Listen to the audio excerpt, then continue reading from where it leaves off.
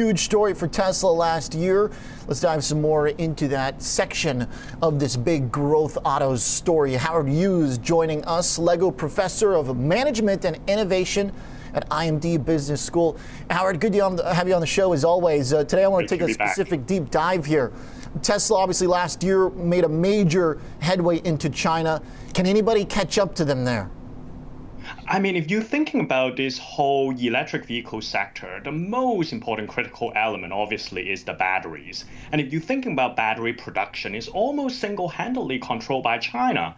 And so if you will, the whole scaling up by Tesla all of a sudden is primarily driven by the factory they built in Shanghai, as well as the workers' readiness that they can come up to the assembly plant and really beginning to roll out the new car models for Tesla. So I would say China is a big market for Tesla, but it's also a big major boost for the production capacity. So far, it seems like NIO's the closest. The market has loved this stock, but obviously some competition here. China's a big country, though, Howard. Has it got room for NIO and Tesla? Oh, absolutely. I mean, if you're thinking about the biggest electric vehicle segment out there in the market, of course, it's all depending a lot of government subsidies. And China has been very straightforward in terms of giving subsidies to consumer in order to switch people away from internal combustion engine into electric vehicle in this biggest international market for auto sector. So this is not a small thing. And if you're thinking about the biggest car company in terms of valuation these days, in the world is really around all these electric vehicle companies, Tesla, but the fourth and the fifth is NIO and BYD. These are companies that are electric first. They don't start off by building internal combustion engine unlike GM. They go electric first. And I think that capability in itself is a big differentiation. And this is why the share market, the stock market, really likes these organizations. BYD, as you point out in your article at howardu.org, is a bus play, basically, Howard, the world's largest electric bus supplier. And one thing that we've talked about here a lot on the program is the commercial market for fleets, delivery vehicles and such. I'm curious from a market cap, from a market and investing perspective, how that's going to compare to the passenger cars this year. Are investors going to be just as happy being in the kind of less flashy modes of transport?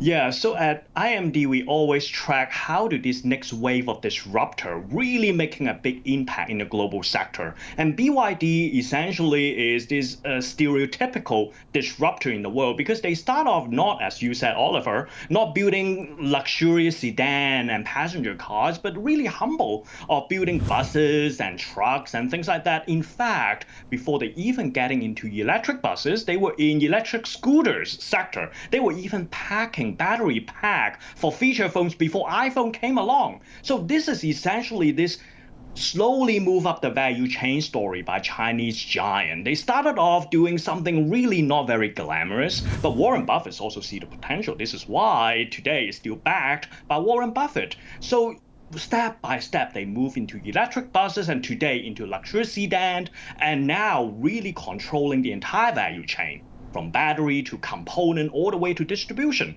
So I think going forward, what we're going to see is we have two systems.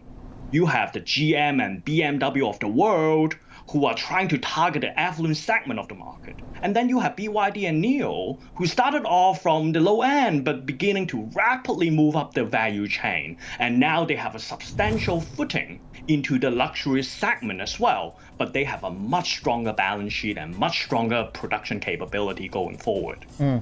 Right now, Tesla's up 5%, NIO's up 3%, BYD up 7.5%. We're getting a pretty big push in these companies again. I'm curious, Howard, when you look at the incoming year, what's going to be the kind of distinguishing event between these, or are we just going to see them all move together? Is the market share expanding? Is the pie expanding enough to where all these companies can rally in unison, that they can gain together? Yeah, this is where I had a lot of conversation with executive in Europe and US, and we're all looking at what's the impact of geopolitics onto commercial companies. So for Tesla, if you think about that, the rise of Tesla is not just about its product. Its product is enormously popular, but it's also the collaboration and the explicit approval by the Chinese government in order to help them scale up its Gigafactory in Shanghai. At the time when the pandemic really hit hard on Tesla, they were able to bring workers, thousands of them, back to the assembly line because they have N95 masks, all this protection gown, etc. Now, Elon loved China, but the big question is, would China love Elon back for a long time? And on top of that, of course, the Biden administration probably would beginning to, double down the environmental protection regulation. This is all positive for Tesla. So I think the biggest event to watch out is whether there would be really meat on the bone, so to speak, for the Biden administration in terms of some environmental regulation in favor for EV, and whether Elon can continue to make sure the relations with China would continue to thrive so that the production back in China would continue to sustain its global expansion.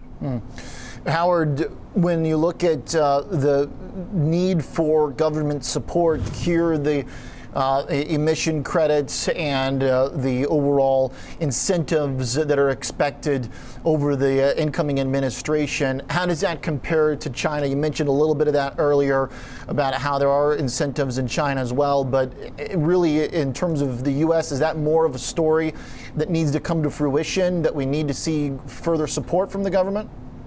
Well, by and large, if you compare the two largest economies in the world in terms of supporting government incentive, it's still day and night.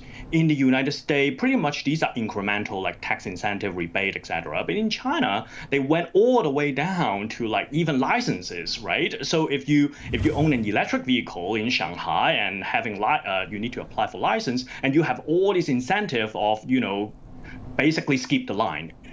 Compare and contrast, if you try to get a license for your new Ferrari or BMW, the traditional car, then it's almost impossible these days because they have basically not giving new license anymore. So I think in China, what you're seeing is the sort of government incentive is both carrot and sticks in a very strong force, versus in the US, by and large, is still incremental. And which I would predict this is why the China EV sector will continue to grow, because there's appetite as well as all these enormous incentive backing behind. Howard, always a great conversation. Love the details and love the analysis. Thanks for joining us. Great to be back. Thank you. Thank you. Howard Yu is the Lego Professor of Management and Innovation at IMD Business School.